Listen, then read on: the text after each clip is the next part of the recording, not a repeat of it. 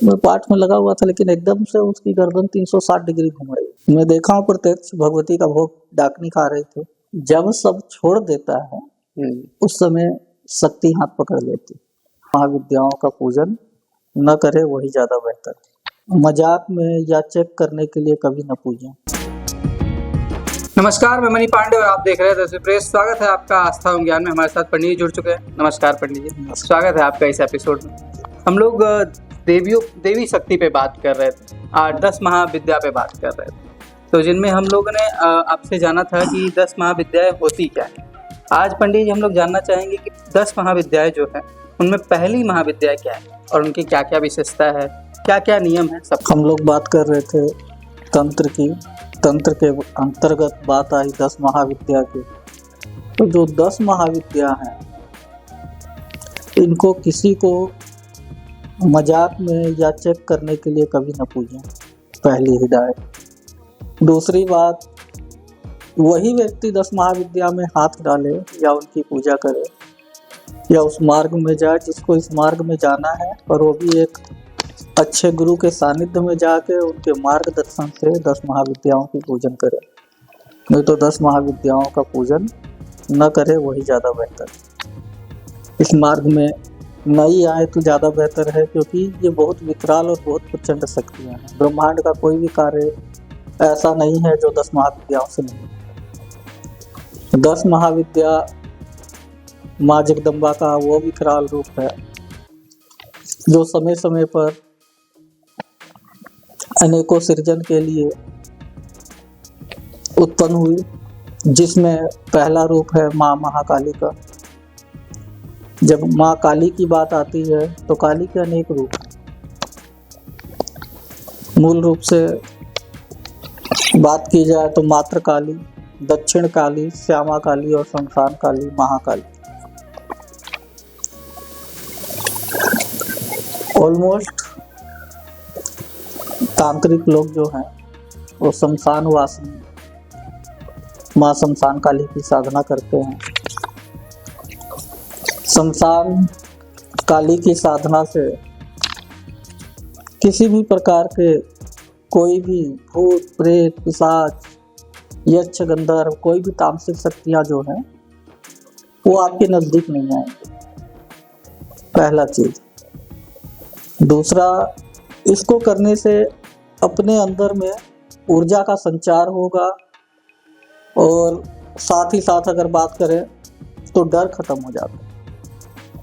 जो ऐसे आम लोग भूत प्रेत के नाम से डरते हैं, लेकिन जो शमशान काली का साधक होगा वो कभी इन चीज़ों से नहीं डरेगा। शमशान काली का साधना करके अनेकों प्रकार की शक्तियाँ प्राप्त की जा सकती है। माँ का साया हमेशा साथ में रहेगा, और अगर आपने अच्छी साधना कर ली तो माँ की कोई शक्ति आपके साथ में चलने लगती है। डाकनी साकनी का आप नाम सुने होंगे, तो डाकनी साकनी माँ के हमेशा साथ में रहती हैं, तो उनमें से कोई शक्ति सिद्ध हो जाएगी या वो कोई साथ चलने लगी, वो भगवती की कृपा के ऊपर रहेगी, कौन सी आपको मिल जाएगी। अगर इसी में फिर अब हम 10 महाविद्या में आते हैं तो जो काली का रूप है, महाकाली का जो पूजा है माँ का, इस पूजन से भी सभी प्रकार की आपको सिद्धियां प्राप्त हो जाती है। कोई भी सिद्धि ऐसी नहीं है जो माँ 10 महाविद्या के प्रथम रूप माँ महाकाली के पूजन से न प्राप्त हो। माँ महाकाली का पूजन करने के लिए जैसे दुर्गा सप्तशती में कील कवच अर्गला हृदय स्तोत्र होता है, तो इसमें भी एक ऐसा ही सिस्टम है। पहले कवच का पाठ करेंगे, कवच के 4 पुनश्चरण कर लें। 1000 में एक पुनश्चरण होता है, मतलब 4000 टाइम कवच का पाठ कर लें, 4000 टाइम हृदय स्त्रोत का पाठ करें, 4000 टाइम आगे हम बात करें अगर तो ऐसे ही महाकाली सतनाम का पाठ कर लें। उसके बाद माँ काली का ककरादी सहस्त्र नाम आता है, उसका पाठ कर ले 4000 टाइम। इतना करते करते भगवती की कृपा प्राप्त होने लगती है, माँ का सानिध्य मिलने लगता है। फिर उनके मंत्र भी है, मंत्र को किया जा सकता है काम प्रयोग के लिए माँ का। जैसे एक बहुत प्रसिद्ध मंत्र है माँ का, क्रिंग क्रिंग क्रिंग होम होम ग्रिंग ग्रिंग दक्षिण काल के क्रिंग क्रिंग क्रिंग होम होम ग्रिंग ग्रिंग स्वाहा। माँ काली के इस मंत्र में भी बहुत प्रचंड शक्ति है। इस भगवती की साधना करने से होगा क्या कि सबसे पहले आपका जो प्रारब्ध है पूर्व में किए हुए जो आपके पाप कर्म होंगे या गलत कर्म होंगे वो बहुत तेजी से कटने लगते हैं। उसके बाद जैसे जैसे आप साधना शुरू करेंगे आपको कई तरीकों से तकलीफ़ें आएंगी, रुपया पैसा का तकलीफ आएगी, आपका काम धंधा ऊपर नीचे होगा, आपका फैमिली का मेंबर जो है वो भी आपको बायकाट करने लगेंगे, आपके यार दोस्त भी काट करने लगेंगे। पर जैसे जैसे साधना आगे बढ़ेगी भगवती की आप पे कृपा होती जाएगी, आपका प्रारब्ध तेजी से कट जाएगा। जब प्रारब्ध खत्म हो जाएगा उसके बाद माँ की आपके ऊपर असीम कृपा हो जाएगी। फिर ब्रह्मांड में कोई भी चीज़ अदेय नहीं है और कोई भी ऐसा व्यक्ति नहीं है, कोई भी ऐसी शक्ति नहीं है जो आपको हरा सके। अच्छा, एक सवाल मेरा यहाँ पे उठता है पंडित जी, जैसे आपने शिव साधना पे हम लोग बात कर रहे थे, वहाँ भी आपने बताया कि सब कोई छोड़ देगा और यहाँ भी आप बता रहे हैं कि सब कोई छोड़ देगा। हाँ। तो जब सब छोड़ ही देगा, क्योंकि हम लोग यहाँ हैं और कहा जाता है कि जो इंसान है वो सोशल एनिमल है, सोसाइटी तो चाहिए। जब सब छोड़ देगा तो उस साधना का आखिर हम करेंगे क्या? जब सब छोड़ देता है उस समय शक्ति हाथ पकड़ लेती है। मतलब उसमें सब कौन छोड़ेगा जो आपके लिए ठीक नहीं है। उसके बाद जब सब कुछ सही हो जाएगा, वो सही गलत का पहचान है एक तरीके से।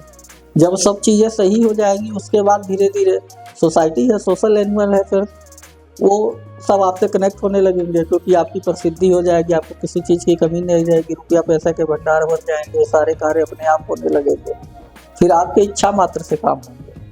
तो वो बस एक रहेगा कि ये लोग वो कुछ क्षण के लिए रहता है, मतलब 2-4 महीना, 5 महीना, साल भर के लिए हो सकता है, जितना बड़ा आपका प्रारब्ध रहे। प्रारब्ध जब खत्म हो जाएगा तो पिछला पुण्य और इस जन्म का पुण्य दोनों मिल जाएगा ना, तो फिर आपके जीवन में फिर किसी चीज़ की तकलीफ नहीं बचेगी। और 10 महाविद्या में यही खासियत है, अगर आपको पहली सिद्ध हो गई तो फिर आपके सारे मार्ग खुल हो जाएंगे।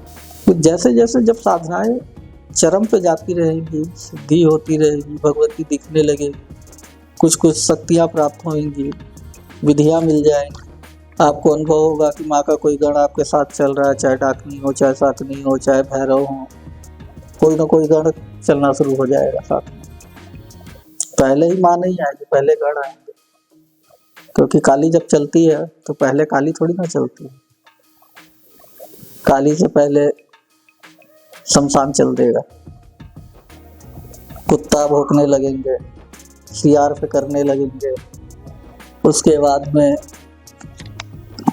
पूरा शमशान चल देगा, 52 वीर चल देंगे, काल भैरव चल देंगे, डाकनी साकनी आ जाएंगी, उसके बाद भगवती चलती है इतनी सेना दल बल के साथ। आपने शिव साधना में कहा था कि जब शिव साधना करेंगे तो काली आएंगे। आप कह रहे हैं काली से पहले ये सब आएंगे, तो अगर कोई शिव साधना कर रहा है तो ये सबको ही आएंगे, उसके बाद काली आएंगी, या फिर डायरेक्ट वहाँ पे क्या है, हम समझ नहीं पा रहे। देखिए, शिव साधना अलग साधना है, हम बात कर रहे हैं 10 महाविद्या में काली की साधना।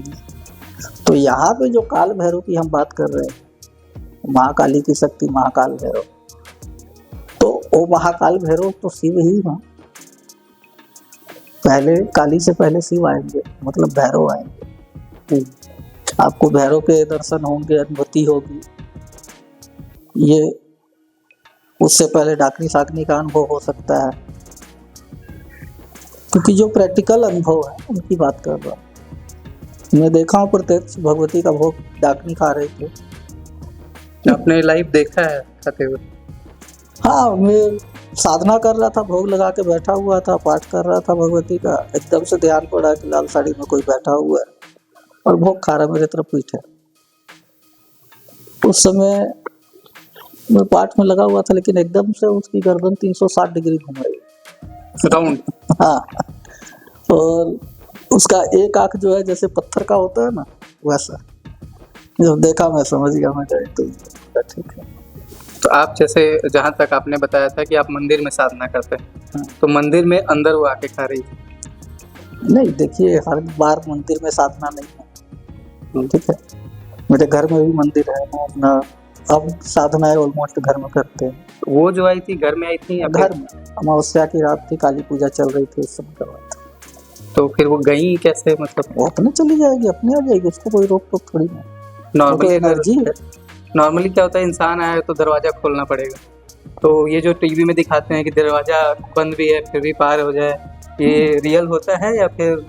वो एनर्जी कहीं से भी आ जाएगी, दरवाजे से थोड़ी ना, वो ऊपर से भी आ जाएगी, उसकी कोई अचानक गायब। बाउंडेशन थोड़ी ना, उसके लिए कोई बाउंडेशन नहीं है। हाँ, लेकिन मेरे पास कई बार ऐसे अनुभव हुए हैं, मेरे घर में भी लोग देखे हैं, जब माँ काली आती है तो दरवाजा बजता है अपने से? हाँ, दरवाजा खोलेंगे कोई नहीं है, 2 मिनट के लिए छोड़ देंगे, उसके बाद बंद कर देंगे। जो मेरा पर्सनल अनुभव है उसकी बात करें, दुनिया के साथ क्या होता है वो बात यहाँ नहीं आती है। जो आपने क्वेश्चन किया उस क्वेश्चन के ऊपर ये आंसर है। बहुत अनुभव होंगे, ऐसे ऐसे अनुभव हो जाते हैं कि बोले नहीं जा सकते। कुछ एक जो हम लोग समझ पाए।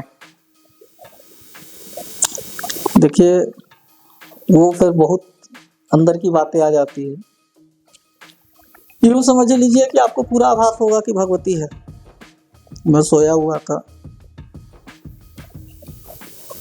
सो के सवेरे उठ रहे हैं तो मेरे मतलब ये बेड है, बेड के नीचे 2 पैर छोटे छोटे आलता वाले बने हुए। ये एक अनुभव है जो बोल सकते हैं, कुछ अनुभव है जो बोल नहीं सकते। ऐसा भी तो हो सकता है घर में बच्चे हैं, कोई बना के गया हो डिजाइन वगैरह, पेंटिंग का शौक है बच्चों को, तो अब आप कह सकते हैं क्योंकि हम लोग को क्योंकि आलता का दिखता नहीं है पैर, ना। आलता पैर, पैर के निशान की बात कर रहे हैं, डिजाइन का बात नहीं कर रहे। प्रॉपर जो शेप होता है एक पैर का वो। हाँ, ठीक है, इस चीज को भी आपको मान सकते हैं। जब चलती है शक्ति, एनर्जी आ जाती है, जब दिखती है। मैं आपको पता नहीं पहले इस बात को शेयर किया है कि नहीं किया है। लॉकडाउन का समय था, उस समय उधर दुम्हानी तरफ पूरा अंधेरा था। अभी लाइटिंग वगैरह का बहुत व्यवस्था हो गया, बहुत डेवलप हो गया। लॉकडाउन के समय उतना डेवलपमेंट नहीं था। अपने मंदिर की पूजा किए, सामने एक बजरंगबली खुले में थे उनका किए, उसके बाद वहाँ दिया लगाए, मतलब दोनों जगह दिया लगा दिया। रात्रि का समय हो रहा था तो बगल में ही एक पेड़ है, उसके थोड़ा सा आगे में बेदी है एक, मतलब थी, ये पुरानी बातें बता रहा हूँ, अभी तो सब बदल गया।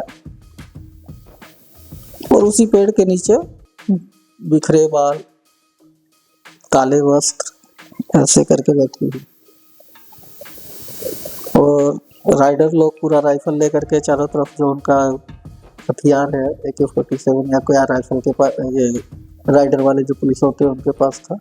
कम से कम 10-12 उधर सराउंडिंग में था कि फर्स्ट लॉकडाउन की बात बता रहा हूँ, कोरोना पीरियड थी।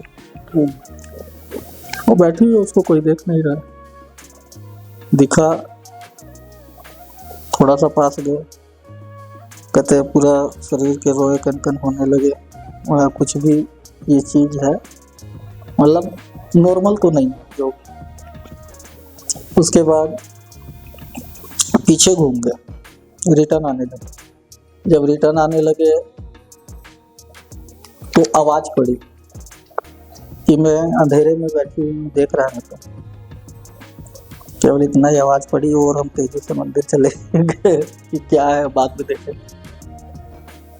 उस समय इतना ही हुआ कि अंधेरे में बैठी हुई देखा ना, मेरा भी एक दिया जला, मेरा एक बेटी है यहाँ पे।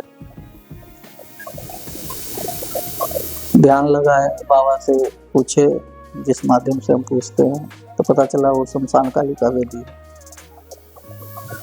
पूछे तो कहते जब हो रहा तो एक दिया जला, तो दिया जलाने का आदेश है तो दिया जलाए। 1 दिन 2 दिन जब शाम हो जाता था, एक दिया जला देते तो हम के नाम का।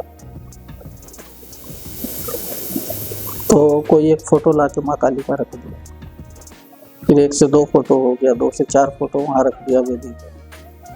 मेरा देखा देखी और लोग भी दिया जलाना शुरू कर दिए। फिलहाल तो पुराना मूर्ति सब हो गया। मूर्ति हो गया, मंदिर बन गया, सब कुछ हो गया। बहुत रहस्य है उस सब चीज़ों की बात करते हैं। आप जो बोले ना अनुभव, ऐसा अनुभव है। और भी कई अनुभव ऐसे ऐसे हैं। एक्चुअल में होता है क्या, जब आती है ना तो कुछ मांगती है। ये भी एक अनुभव। क्या मांग लेगी नहीं पता, आपके पास होगा, आपको इमीडिएट में देना पड़ेगा, और बड़ा क्रोध में आती है साधना के दौरान। इसीलिए बोले 10 महाविद्याओं में हाथ कभी मत डालो। कोई प्रॉपर गुरु है, उनसे साधना ले करके उनके मार्गदर्शन में डे बाय डे का बता करके करे।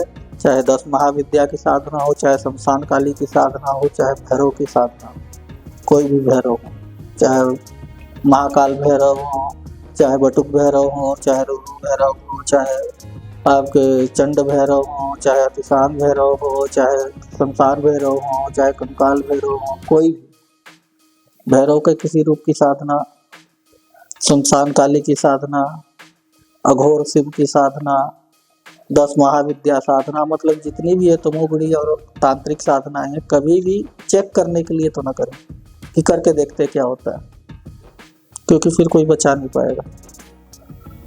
अगर शक्तियां उखड़ गई एक बार के लिए, वो सब शक्तियों में इतना स्मार्थ है कि पूरा ब्रह्मांड अकेले खत्म कर सकती है। तो वो चेक करने के लिए और क्या होता है या ये करने के लिए तो कभी ना करें।